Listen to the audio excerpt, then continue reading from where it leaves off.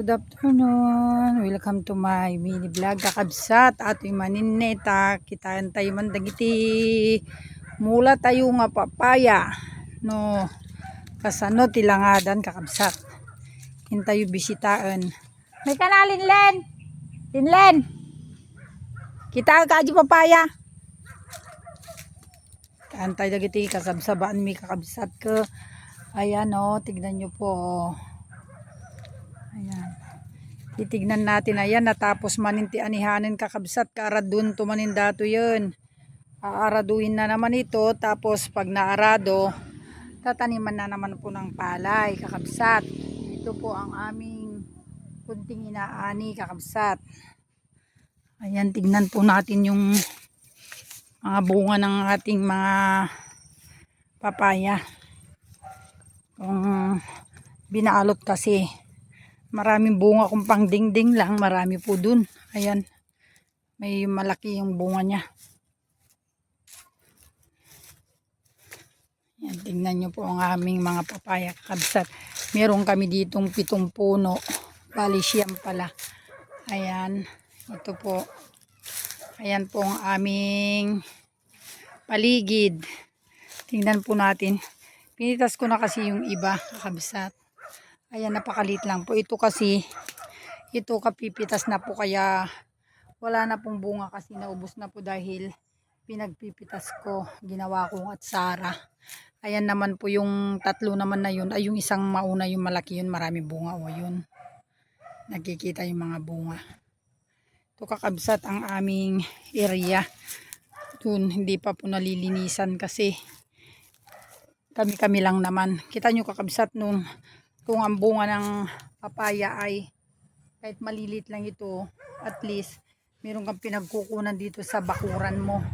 Itong bakuran namin, sarili namin kasi ito, mahigit 1 hektarya. Tignan nyo po kayo, nakakapagtanim ako ng papaya. Kailan ko lang po tinanim ito. Mga siguro na po kasi ito, 4 months na itong malilit. Pero yung malaki na yung native kasi. Itong mga ito kasi malilit pa lang namumunga. Marami po kaming saging banda doon. Mga saging kakabsat doon. Napupuno rin ng doon. Bunga. Yung mga bunga po ng mga saging namin tsaka puso, meron po din doon. Ito po dito sa aming paligid. Ayan, ganito po yung aming ginagawa. Nagtatanim-tanim kakabsat para may pagkukunan tayo ng libreng ulam. So, ito, kaya minsan hindi po ako nakakapag-vlog kasi busy po ako dahil marami pa akong ginagawa. Ayan po yung bunga niya. Tsaka yung iba nilagyan na po namin sila ng mga, ayan, tignan natin kung may mga nahihinog na dito sa, nahihinog na, ayun pala, nahihinog na oh, ayan. Binalod na namin po para madaling mahinog. Dito po kung gusto mong gumawa po ng kangkanin ay napakadami po ng mga dahon. Nilinis-linisan na lang po namin dito. Hanggang dito lang ang aming nalinisan. Kasi nga, wala naman po kasi kaming kasangang maglinis. Tingnan nyo po, lalaki po ng bunga niya. Kasi malalaki po talaga yan. Malalaki po talaga yung bunga. Kaya sinaraduan na po ang ganyan. Ayan, nahihinog na rin sa loob. Ayun. Ayun, malapit ng mahinog. Siguro baka 1 week. Mahihinog na rin oh. Ang lalaki kakabsat oh. Tingnan nyo, nagdrakkel. Pag masigam lang kakabsat, nagdrakkel. Kaya lang kasi marami rin nagnanakaw kasi dito ng papaya. Nanakaw din po nila kakabsat. Tingnan mo ilang puno po yung papaya. Ito pa yung isa oh. Tingnan nyo po. Ayan, napakaliit lang po ang puno. Ayan. Napapalaki po kung wala pong nangunguha dito kasi kadamihan po kasi nangunguha na lang sila nang hindi man sila nagpapaalam. Bari-bari. Marami pong saluyot banda doon kasi may ilog po doon sa bukid na yan. Almost 1 hectare kasi ito eh. Ang lalaki talaga ng bunga ng papaya oh. Kung siguro po yung bunga po yung isa nun, kulang 2 kilo. O, tignan nyo po pag masipag ka, may anihin. At yung kalamansi may kakabsat ko madinga nadiligan. Namatay sila oh, ilan oh, namatay po sila nung tag-init. Napabayaan po kasi namin, hindi man kasi siya nadiligan.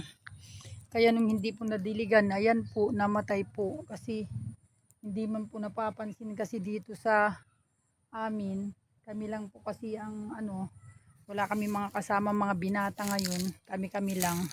Kaya ayan, ito na naman po yung mga buto na pinagkainan. Nagtubo-tubo na naman po sila. Oh. So meron na naman pong papaya. Ayun na naman kakabsat, at ito yung isa at napakalaki po ng bunga. Ang haba po ng bunga niya. Tingnan nyo po. Mahaba po yung bunga niya. Pag malapitan mo po, malaki siya. Ayan, ito po yung nasa dulo. Ayan po. Tapos, ito naman yung isa. Nag-iisa na po ng bunga. Kasi, pinitas ko na rin. Ayan. Ayan po yung mga malunggay. Pinagpuputol na po namin yung mga malunggay. Kasi nga po pinutol na namin. Masyado po kasing mataas. Na dito po pwede po kasi magtanim dito ng mga gulay, mga sitaw, ganyan. Ito po ang aming maliit na bukirin kakabsat to. Ayan, naani na po. Ngayon at medyo naani na, kailangan na naman ang araruhin. Ito kakabsat. O di po ba, magandang magtanim po ng mga papaya. Ang dami pong mga bunga. Ayan. Doon hindi ko pa po napapasyalan yung marami kaming saging doon. Dito naman tayo dadaan ngayon sa kabila. Ayan. Doon tayo kanina. Tignan natin yung aking kubot tsaka mga gulay. Tignan natin kakabsat. Tignan yung mga tayo ng kalabaw. Oh. Ayan. Ayun po. Kalabaw. Kumakain po ng Ganito po dito kakabsat ang buhay namin dito sa probinsya. Basta masipag ka lang, meron kang ulam, bigas na lang ang kulang. Yan, kakabsat po ba?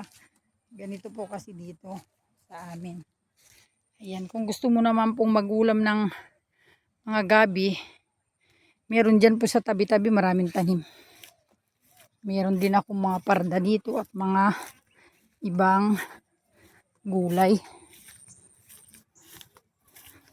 Ayan. May kangkong din at saka yan po mga kangkong kakabsat. So titignan natin itong mga tanim ko dito sa kubo. Yung kunting okra kaso hindi na po nalinisan. Ayun po yung mga talong. Ayun tsaka parda po marami. Ito po ang aming maliit na kubo. Kung saan po kami nagtatambay, hindi na kami nakapaglinis. Kaya dito ako nagbablog kasi Ayan kakabsat, dito ako may kubo. Ayan. Ayan po nga bari-bari. Ito po ng aming malit na kubo kung minsan dito kami nagtatambay. Ayan po siya. Ganda po. So, tignan muna natin yung ating mga pananim. Diyan naman po sa kabila sa mga pinsan ko. Tignan nyo po yung palay green na green. May panggatong dito. Yun, green na green po yung mga palay kakabsat.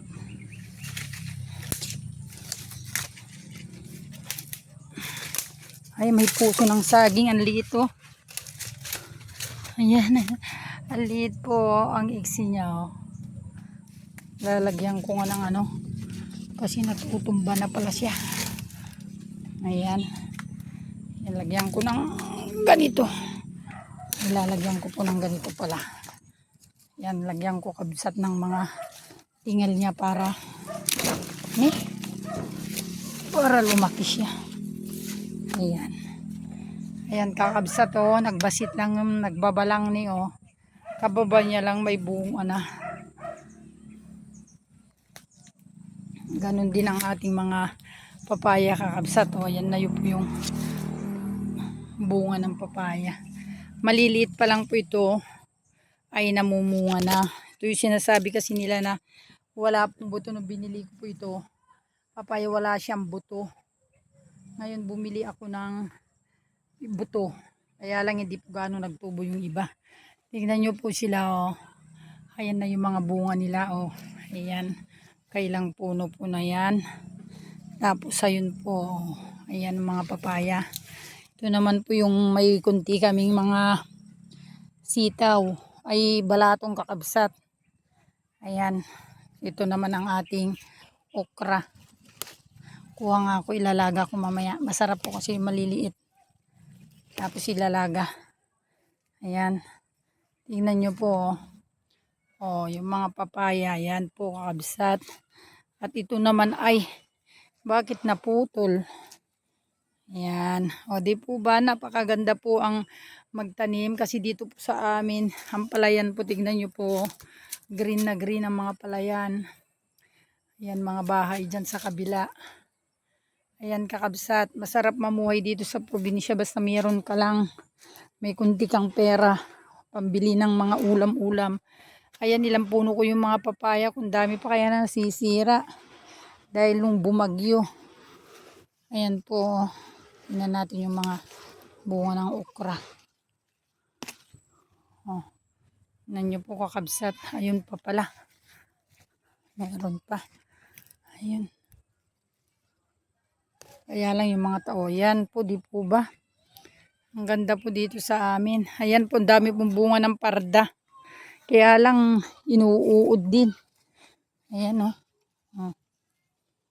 Ayan na naman. Ayan kakabsat. Kailang, ayun, may 3. Kaya lang wala na akong lalagyan. Lagay ko na sa damit. Kasi maliligo rin ako mamaya. Ayan, 2. Kasi masarap po itong puting okra. Ayan. Ayan kakabsat Tingnan nyo po yung mga parda. Makati lang kasi dito kung wala kang Ayan po mga parda Ayan, mga pananim. Ayan naman po yung mga kamuting Ayan kakabsat. Parda. Ayan Kung gusto mo pong magluto na ng ganyan, marami na pong bunga Ayan. Sa bulaklak na lang niya at saka mga bunga niya kakabsat, ang dami. Matitigas na ba yan? Ayan Ayan. Tapos dito naman, ayan kadami kakabsat mga kamote. Kung gusto mong magbunot, ayan kakabsat. Ang dami pang bunga Ayan.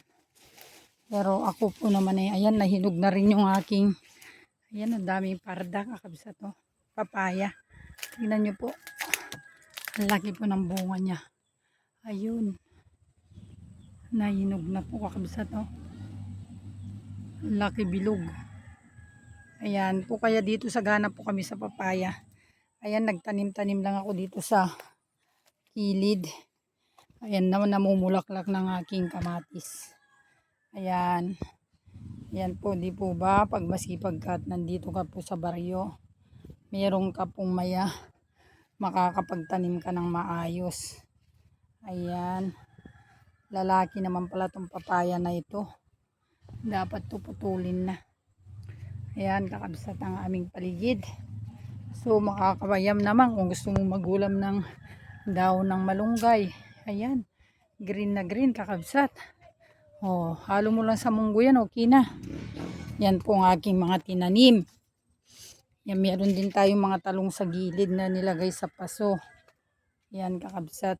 Meron din tayong sili. Yan na yung aking patola. Umakyat na. Yan kakabsat. Ayan po ang ating paligid. Maraming tanim. So, yan po kakabsat. Like nyo naman po ako and share sa aking YouTube channel, Dil Santos Vlog mga kakabsat. Salamat po sa inyong panonood. Sana po nagandahan nyo ang aking video. Dito po ay sa aming area lang po at aming lote. Ayan. Meron pa pong babalatan ko na gabi kakabsat. So magbabalat pa ako ng gabi. Ayan yung nakuha kong konting okra. Ito po pwede pong maggata kakabsat.